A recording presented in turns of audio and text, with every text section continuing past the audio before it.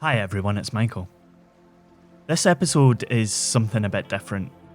For one thing, I didn't write it.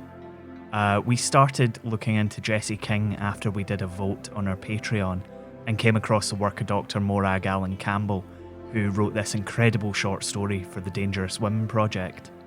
Dr. Campbell's research involved looking at women in 19th and early 20th century Scotland suffering from postnatal mental illness, some of whom had committed crimes, including child murder, and she wrote this incredible fictional piece about Jessie, looking at her story from a different perspective from that of a baby farmer and a child killer. The Dangerous Women Project asks, what does it mean to be a dangerous woman? Between International Women's Day 2016 and International Women's Day 2017, more than 350 poets, playwrights, artists, academics, journalists, historians, performers and opinion formers gave their answers. You can read them all at dangerouswomenproject.org, and it's brilliant. Enjoy the episode.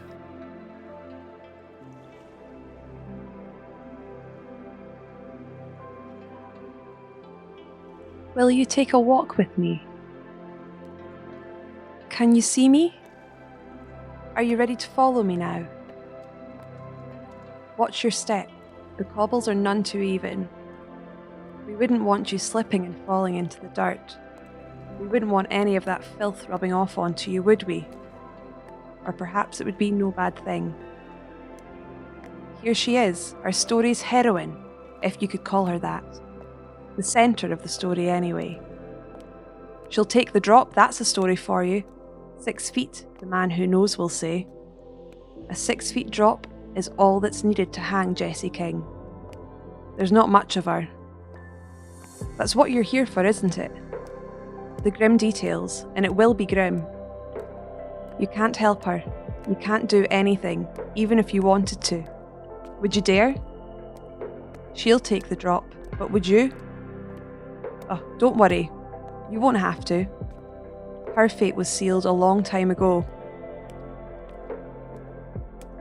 So she takes the parcel and the money. Look at her. She's fingering the money like it's her lifeblood, though she knows it'll never be hers. She'll hand it over to him. She always does. But it's a moment of promise as she looks at those bright, bright coins. Now she's looking down at the child, new and wriggling in her grasp, full of life. She tells the shady figure it'll be fine, the child will be safe. Forget it, don't worry. Pay me the money and go on your way. You go on with your life. She moves away. The bundle squirms. So is she that bad? This bairn that takes in the babies? It's a living, and a living is hard to get these days.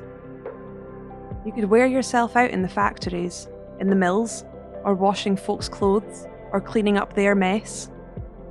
Or maybe looking after fine ladies, a lady's maid, handing them dresses and doing their hair, taking their crap away in a china pot. But she's not fine enough even for that. The likes of them would expect her to rot her days away in darkness. She's not for the likes of them to see. She'll make her living how she can. It's a living, and it's a service. Sorts the problem out for those that have got into difficulties. They pay the money, and they don't have to think about it again. It disappears off into the darkness. What do they care what happens next? What right do they have to ask? She turns to leave, swaying a little as she goes. She's none too steady on her feet. She's never too far away from her next drink as wee Jessie. That's what she and her man do. They sit at their dirty kitchen table, drinking to the health of the tiny corpses in their cupboards. And now she's away. Darkness and dampness descend as she scurries away, the living corpse heavy in her arms. Will we follow her, do you think? No. Let her go just now. We'll see her later. The day's getting brighter. Take a walk with me up to Calton Hill. We can talk on the way. If you're enjoying Scotland, then please help us out and leave a wee rating and review on your podcast app of choice, if you can. If you can, if you're one of those fancy people that doesn't use Apple Podcasts, then please consider recommending us to people on social media. Make sure to tag us, and you might just win a wee piece of Scotland merchandise. If you'd like to support us financially, that would be wonderful. You can find our Patreon at patreon.com/Scotland History Podcast and get access to loads of cool stuff for as little as $2 per month. Back to the show.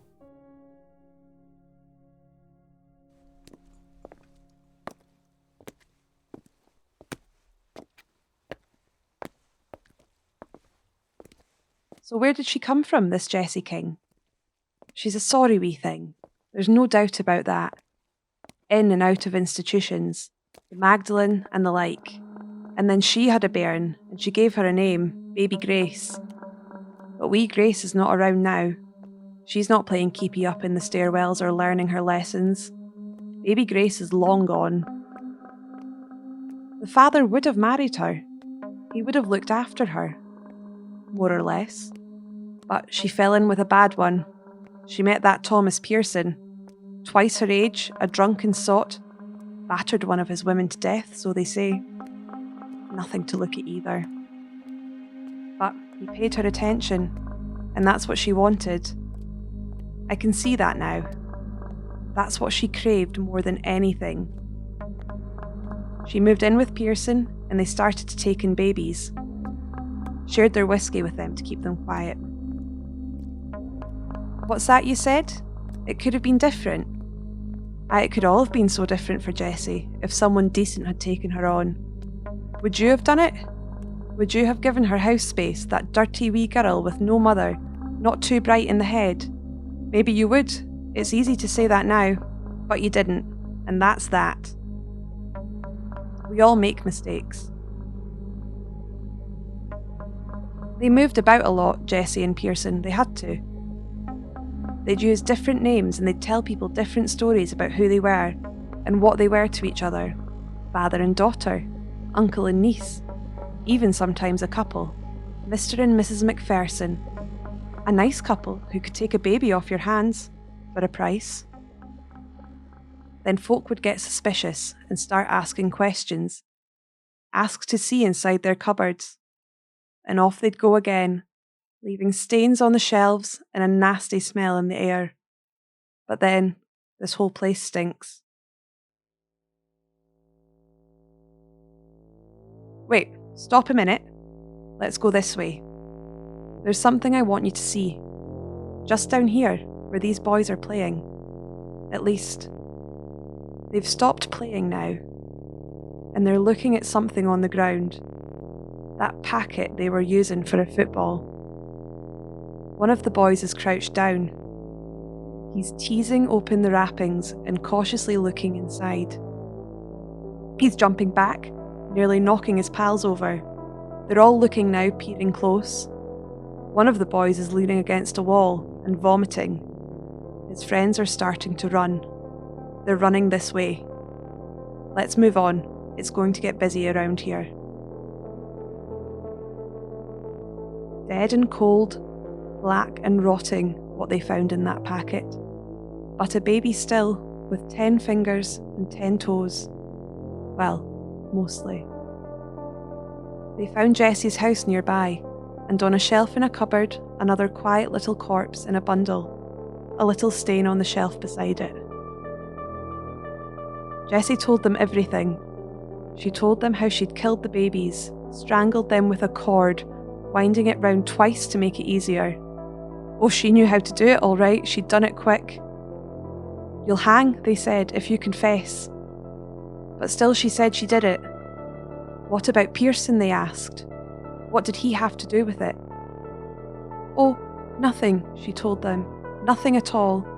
She killed the babies when he was out, and she told him they'd gone to a home, or back to their families, or overseas. He knew nothing.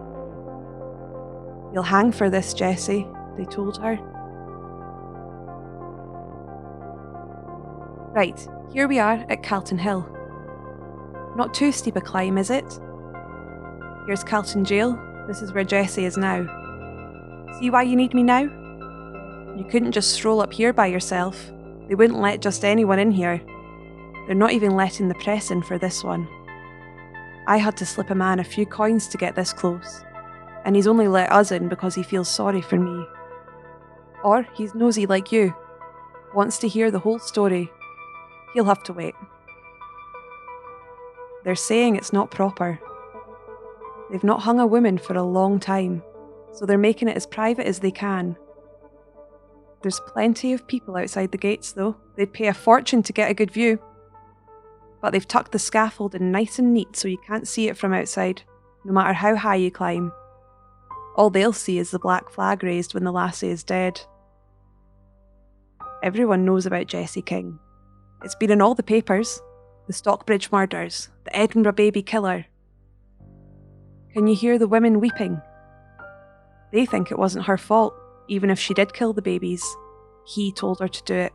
He made her do it. But who knows if she even did? They might have just slipped away in the whiskey, or too much Godfrey's cordial. They didn't find all the babies, and the ones they did find, well, they couldn't really tell how they'd died. But she was under his spell, doing his bidding. Some folk even got a petition together, saying she shouldn't hang, that she wasn't right in the head. But the man who makes these decisions said she confessed to the murders, and that her crimes were just too heinous. Good word that, heinous. Really makes her sound evil, doesn't it? So Jessie had to hang. But whose fault is it really? I never paid her enough attention. The passing bell is tolling. I'm glad I can't see it. I wouldn't want to see her up there, trying to look smart in her shabby little black dress, looking all composed, ready to meet her God. She never really did understand what was happening to her, and she won't be understanding this. It could have all been so different for me, and Jessie, and baby Grace. I don't want to hear the platform fall. I don't want to see that 6-foot drop. I just thought I ought to be here. Did you hear the city hold its breath? Has that satisfied your curiosity then? Is that what you came to see?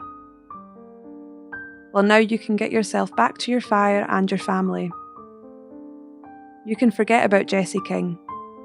You can forget about me too.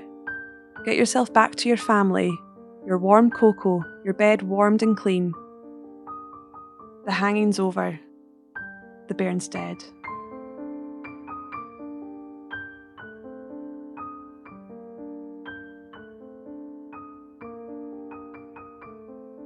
You've been listening to Scotland.